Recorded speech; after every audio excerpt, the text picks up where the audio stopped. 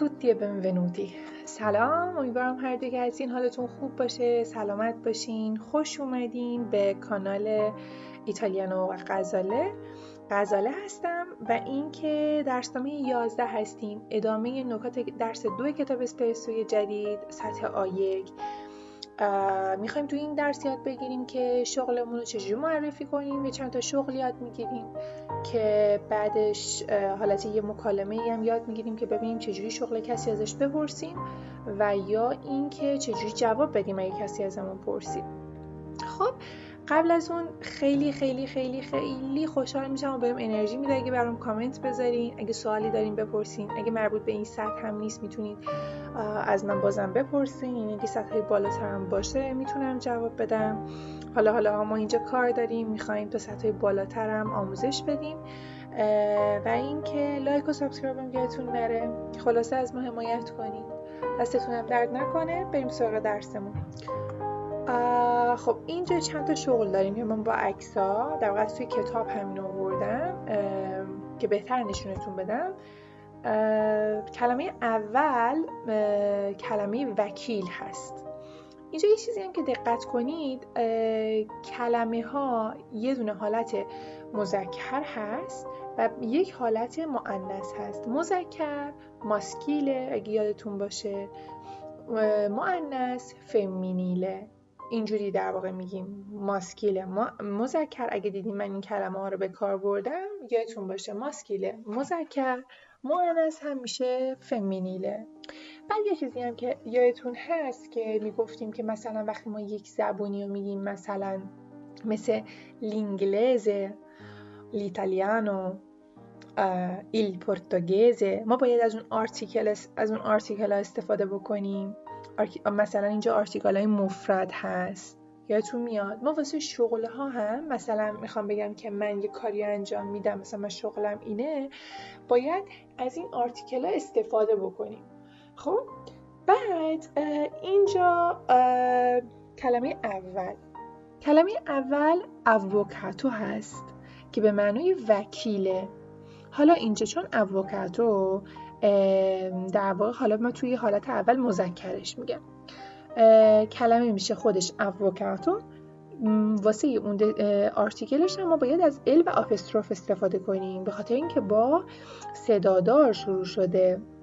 واسه حالت مؤنثش یعنی فمینیلش هم باز همین میشه، یعنی کلمه همون کلمه است، هیچ تغییری نمیکنه. اووکاتو چه واسه زن چه واسه مرد، ولی حواسمون به آرتیکل هست. اینجا هم با صدادار شروع میشه. ما میدونیم واسه در واقع کلمه های مؤنث که با صدادارم شروع میشه ما باز هم از ال و آپستروف استفاده میکنیم. کلمه بعدی ژورنالیستا به معنای روزنامه نگار هست. ژورنالیستا.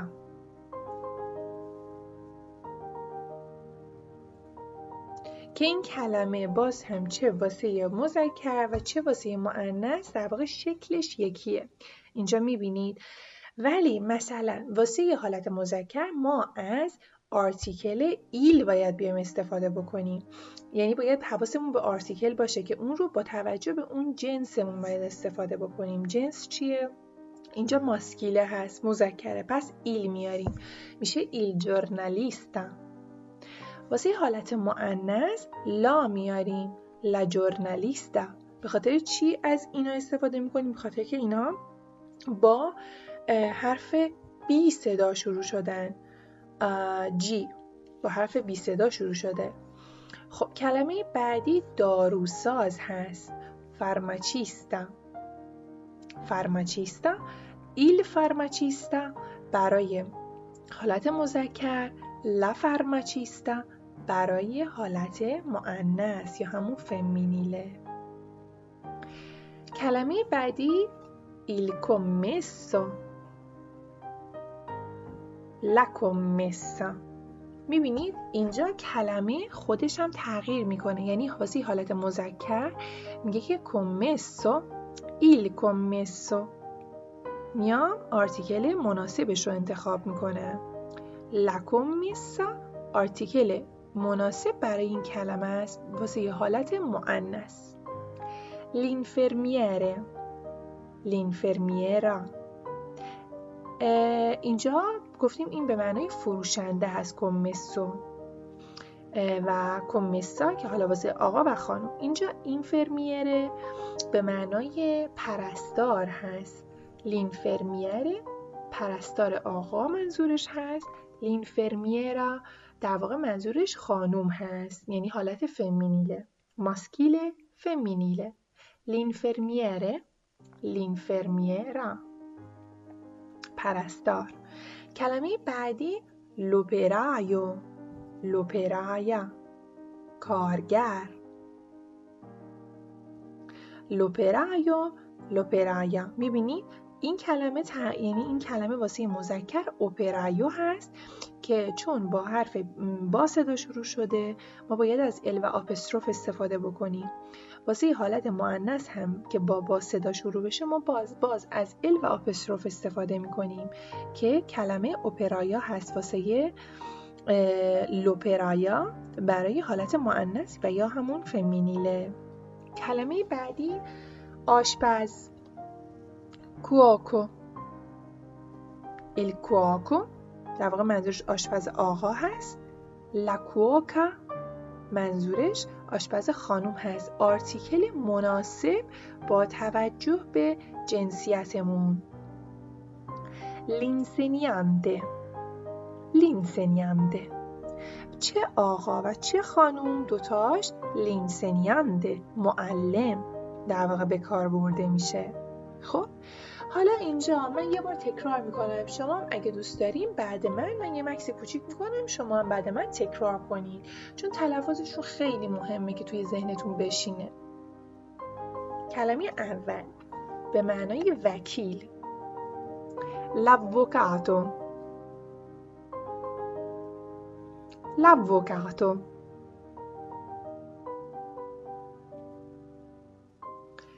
Il giornalista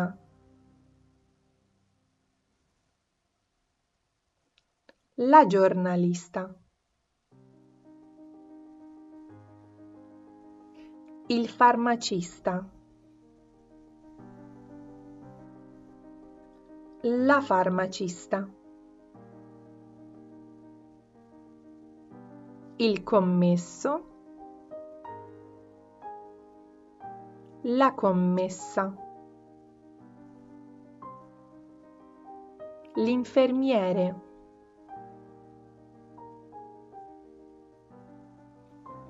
l'infermiera.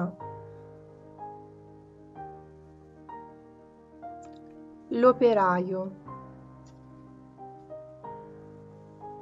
l'operaia. Il cuoco la cuoca. L'insegnante l'insegnante. خب پس شد وکیل، روزنامه نگار، داروساز، فروشنده، پرستار، کارگر، آشپز و معلم. خب حالا میخوایم بریم ببینیم این مثالا رو. خب مثلا چجوریه؟ اینجا سوال در واقع سوال اول که نه، منظورم مثال اول هست که میگه که فرانچسکو lavora. lavorare نه در واقع از مصدر lavorare به معنای کار کردن هست. lavorare. خب میگه حالت سومش، حالا سوم شخصش واسه فرانچسکو باید سوم شخص به کار ببریم دیگه، میشه فرانچسکو lavora. فرانچسکو کار میکنه. این اونا فابریکا. فابریکا به معنای کارخانه هست. حالا چون فابریکا مؤنث هست ما باید بیایم از اونا استفاده کنیم. خب ایندترمیناتیوی حالت آرتیکل ایندترمیناتیوی، یعنی در واقع ما میدونیم که فقط فرانچسکو توی یه دونه کارخونه کار میکنه، نمیدونیم که کدوم کارخونه کار میکنه. اینجا میگه که فرانچسکو lavora in una fabbrica. خب حالا توی فابریکا شغلش چیه به نظرتون؟ از بین این شغلایی که ما دیدیم یه خورده فکر بکنیم. بله، لوپرایو هست. میبینید توی فابریکا که کارخونه باشه چی کار میکنه؟ در واقع به صورت کارگر کار میکنه توی در واقع اونجا، پس به صورت کارگر هست. پس میشه چی؟ از فعل فاره استفاده میکنیم به معنای انجام دادن. یعنی توی ایتالیایی اینجوری میگن که مثلا وکیل انجام میده، یعنی منظورشون اینه که کار وکالت در واقع انجام میده. اینجوری میگن مثلا کار کارگری انجام میده، منظورشون اینطوری هست. یعنی اسم شغل با فعل فاره که حالت سوم شخصش ف هست.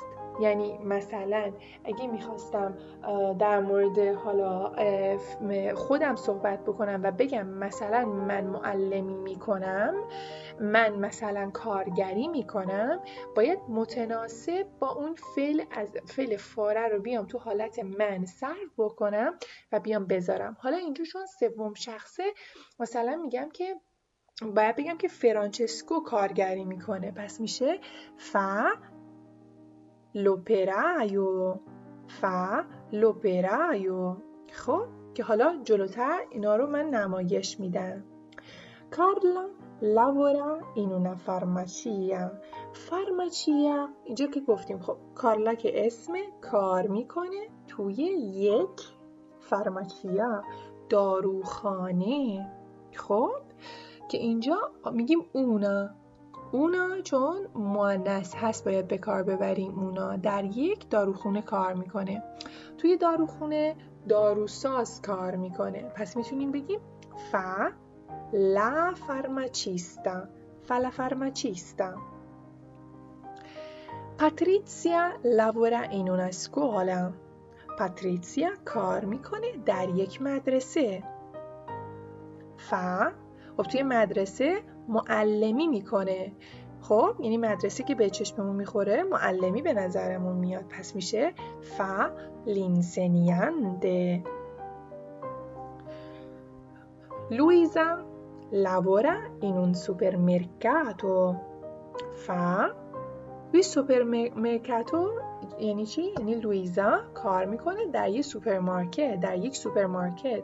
اینجا میبینید سوپرمرکاتو مذکر هست، پس از اون استفاده کرده، ولی اینجا چون مؤنث هست از اونا استفاده کرده. بعد پس میشه که لویزا لابورا این اون سوپرمرکاتو. توی سوپرمرکات کیا کار میکنن؟ فروشنده ها کار میکنن، پس میشه فلا کمیسا. حالا لویزا دختره، پس ما باید بگیم فلا کمیسا. پینو لابورا این اون ریستورانته هم در واقع مذکر هست، پس باید از اون استفاده بکنیم. میشه پینو لابورا این اون ریستورانته. توی رستوران حالا من از اون چیزی که یاد گرفتیم به نظرمون چی میاد؟ آشپز میاد، پس میشه il cuoco. اینجا جوابا رو با هم ببینیم. l'operaio یادمون باشه اینجا کارخونه. una farmacia یادمون به چی میاد؟ به داروساز میاد.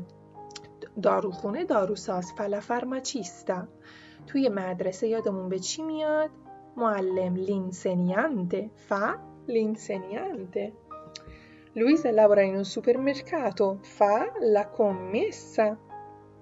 دقت بکنید به در واقع لویزا دختره که ما گفتیم la commessa.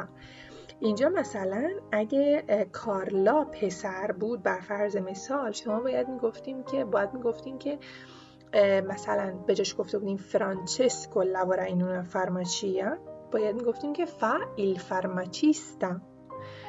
اینجا پینو لابورا این اون ریستورانته. il cuoco. خب اینجا درسمون به پایان میرسه. توی درس‌های بعدی ادامه این درس رو با هم دیگه میریم جلو. امیدوارم که تا اینجا لذت برده باشین. شما رو به خدا میسپارم. لایک و سابسکرایب هم یادتون نره. خداحافظ.